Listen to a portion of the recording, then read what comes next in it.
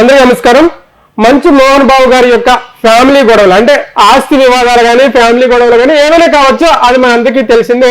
దాని మీద మనం వీడియో చేయలేదు, ఎందుకంటే అది వాళ్ళ యొక్క పర్సనల్. దాని మీద మనం వీడియో చేయాల్సిన అవసరం మనకు లేదు కాబట్టి నేను వీడియో చేయలేదు. అయితే మరి ప్రజా జీవితంలో ఉన్నారు కదా, ప్రజా జీవితంలో ఉంటే వీడియో చేస్తే తప్పే ఉంటుంది, ఎందుకు చేయలేదు అని అనే వాళ్ళ కేటగిరీ వేరే. మన ఛానల్కి ఉన్నటువంటి కొన్ని పర్సనల్ ఎథిక్స్ వల్ల మనం ఆ వీడియో చేయలేదు కూడా. అయితే మరి ఇప్పుడు ఎందుకు ఈ వీడియో చేస్తున్నావు, ఏం అవసరం వచ్చిందంటే నాకు ఒక కొత్త అప్డేట్ నా వరకు వచ్చింది. ఏంటి ఆ కొత్త అప్డేట్ అంటే, మంచు మోహన్ బాబు గారి యొక్క చిన్న కుమారుడు మంచు మనోజు, ఆయన యొక్క భార్య ఎవరు మౌనిక, వీళ్ళిద్దరు కలిసి జనసేన పార్టీలో చేరబోతున్నారు. ఇది వాస్తవమా అవాస్తవమా అనే విషయం గురించి మాట్లాడుకుందాం. వీడియో చాలా ఇంట్రెస్టింగ్ గా ఉంటుంది, వీడియో చివరి వరకు చూడండి. మన వీడియోలో ఎవరైనా కొత్తగా చూసినట్టుంటే దయచేసి లైక్ కొట్టండి, సబ్స్క్రైబ్ చేసుకుంటే నేను చేసే వీడియో నెక్స్ట్ మీ ఫోన్లో డైరెక్ట్గా చూడొచ్చు. అయితే వీడియోలోకి వెళ్ళిపోదాం. అసలు మంచు మనోజు వాళ్ళ యొక్క భార్య మౌనిక, వీళ్ళిద్దరు జనసేన పార్టీలో చేరితే ప్లస్ ఏంటి మైనస్ ఏంటి, ఎవరికి ప్లస్ ఎవరికి మైనస్, అసలు పార్టీ రాజకీయంలో చేరొచ్చా, వాళ్ళకి ఏం ఆరాతుంది అనే విషయంలో మనం ముందుగా మాట్లాడుకుందాం.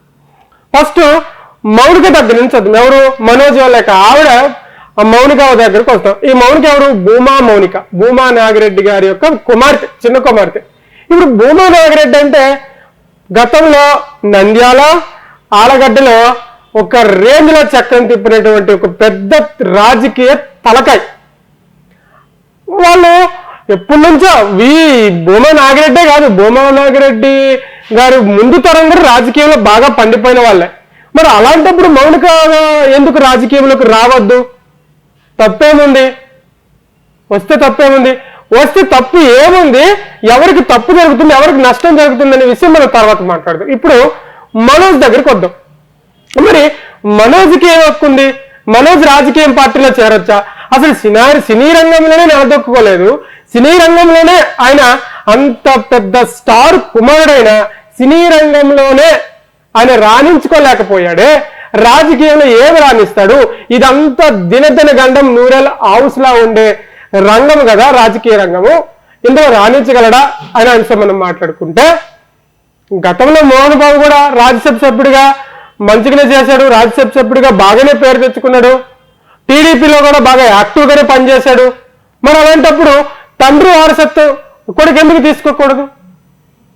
సినీ రంగంలో రాణించకపోవచ్చు, రాజకీయ రంగంలో రాణించవచ్చు కదా. జనరల్గా చూసుకుంటే విష్ణు కంటే మనోజే కొంచెం సోషలిస్ట్ గా ఎక్కువగా కనబడుతుంటాడు, సోషలిస్ట్ గా కొంచెం ఎక్కువ మంచి పనులు చేసినట్టు కనిపిస్తూ ఉంటాడు. వేదిక ప్రసంగాలు కూడా ఎక్కువ మనోజ్గా కనిపిస్తుంటాయి, విష్ణు పెద్దగా కనిపించడు. సినీ రంగంలో కూడా విష్ణు కంటే మనోజ్ కొంచెం యాక్టింగ్ బాగా చేస్తాడు, చాలా కష్టపడతాడు కూడా.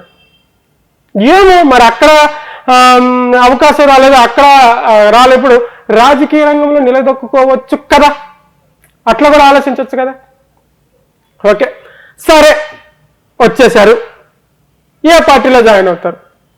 అయితే ఇక్కడ ప్రధానంగా మనం మాట్లాడుకోవాల్సిన నాకు వచ్చిన అంశం ఏంటంటే, శోభా నాగిరెడ్డి జయంతి వేడుకలనే ఆధారంగా తీసుకొని ఆ సభ నుండే మంచు మనోజు భూమా మౌనిక ఇద్దరు కలిసి రాజకీయ అరంగేట్రం చేయబోతున్నారు.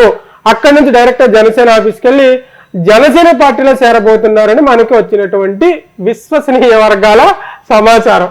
విశ్వసనీయ అంటే చాలా మంది నవ్వుతారు, అందుకే నాకు వచ్చింది. అయితే ఈ విషయం పక్కన పెడదాం. సరే, చేరిపోయారు, జనసేన పార్టీలో చేరిపోయారు, బాగానే ఉంది, ఓకే. ఇక్కడ మైనస్ ఎవరికి అంటే, ఇక్కడ ఒక ప్రధాన క్యాండిడేట్ గురించి మనం మాట్లాడుకోవాలి. ఎవరు? భూమా అఖిలప్రియ ఇప్పుడు ప్రజెంట్ ఎమ్మెల్యేగా ఉన్నారు. ఎవరు? ఆలగడ్డ. మరి ఎక్కడ తేడా వస్తుంది మీకు ఆల్రెడీ వచ్చుంటుంది మైండ్లో. ఇక్కడ ప్రధానంగా చూసుకుంటే అఖిలప్రియ, మౌనిక, విఖ్యాత్ రెడ్డి, భూమా నాగిరెడ్డి గారి యొక్క వారసులు. అయితే భూమా నాగిరెడ్డి గారి యొక్క రాజకీయ వారసత్వము అఖిలప్రియకే ఎందుకు రావాలి? మౌనిక తీసుకోవద్దా? విఖ్యాత్ రెడ్డి తీసుకోవద్దా? తీసుకోవచ్చు, ఎవరైనా తీసుకోవచ్చు. అయితే ఎప్పటి వరకు తీసుకోవచ్చు? అఖిలప్రియకి నెగిటివ్గా, అంటే అఖిలప్రియకి ఏమంటారు దాన్ని, పోటీగా నిలబడితేనే ఇబ్బంది వస్తుంది. ఇప్పుడు నంద్యాల, ఆలగడ్డ ఈ రెండు భూమా ఫ్యామిలీ కంచుకోవట్లేదు, దాన్ని బదులు కొనడం చాలా కష్టం. అలాంటప్పుడు ఈ రాజకీయ చీలికలు ఏదైతే కొంచెం ఇబ్బందిగా కదా అఖిలప్రియకి.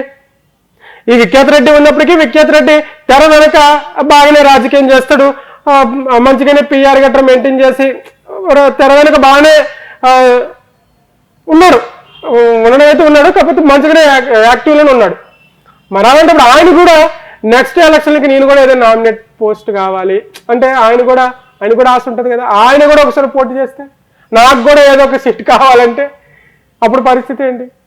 ఇది పక్కన పెడితే ఇప్పుడు ప్రజెంట్ నంద్యాలలో ఫరూక్ గారు ఉన్నారు, ఎమ్మెల్యేగా ఉన్నారు, దట్ ఇప్పుడు ఆయన మినిస్టర్ కూడా. ఇక్కడ ఆలగడ్డలో గతంలో భూమా బ్రహ్మానంద రెడ్డి గారు కూడా ఉన్నారు కదా, అప్పుడు బాగా పనిచేసి ఇప్పుడు పక్కన ఉన్నారు. ఈయన కూడా ఏమనుకుంటారు, నెక్స్ట్ టైంకి నాకు కూడా ఏదో ఒక నామినేటెడ్ పోస్ట్ కావాలి, నాకు కూడా ఏదైనా నామినేట్ పోస్ట్ వస్తుంది ఏమైనా ఆశతో ఉన్నారు ఈయన. ఇన్ని రాజకీయ చీలికల మధ్య ఈ మౌనిక అండ్ మనోజ్ ఎంటర్ అయితే పరిస్థితి ఏంటి? ఇక పరిస్థితి ఏంటి అనేది మీకు తోచిన సూచనలు అయితే కామెంట్లో పెట్టండి. నాకు కూడా ఇది కొంచెం ఏమవుతుంది అనేది నాకు కూడా సస్పెన్స్గానే ఉంది. చూడాలి మరి ఇది టీడీపీ కానీ జనసేన కానీ వీళ్ళు జనసేనలో చేరడం ఖాయము. చేరిన తర్వాత పరిస్థితులు ఏంటి, వీళ్ళు సమన్వయం పాటించి జరిగే విషయాల్ని కూలంకుశంగా చర్చించుకొని ఏమైనా నిర్ణయాలు తీసుకుంటారా, లేదు అంటే లోపలనే రాజకీయంగానే కానీ ఇంకే విధంగా కానీ ఏమంటారు రాజకీయ చీలికలు, ఓట్ బ్యాంక్ చీలికలు ఏమైనా జరుగుతాయి అనేది చూడాలి. ఇంతకు తోడు మౌనిక కూడా కొంచెం సినీ అట్రాక్షన్ కూడా యాడ్ అవుతుంది కాబట్టి ఎంత కాదన్నా అవునన్నా కూడా మనోజ్ ఒక సినీ వ్యక్తి, సినీ రంగానికి సంబంధించిన వ్యక్తి కాబట్టి అంత ఎంత ఫ్యాన్ బేస్ ఉంటుంది కాబట్టి అది కూడా మౌనికకి యాడ్ అయ్యే అవకాశాలు ఉన్నాయి కాబట్టి చూడాలి మరి ఏంటి జరుగుతుంది, ఏం జరుగుతుంది అనేది.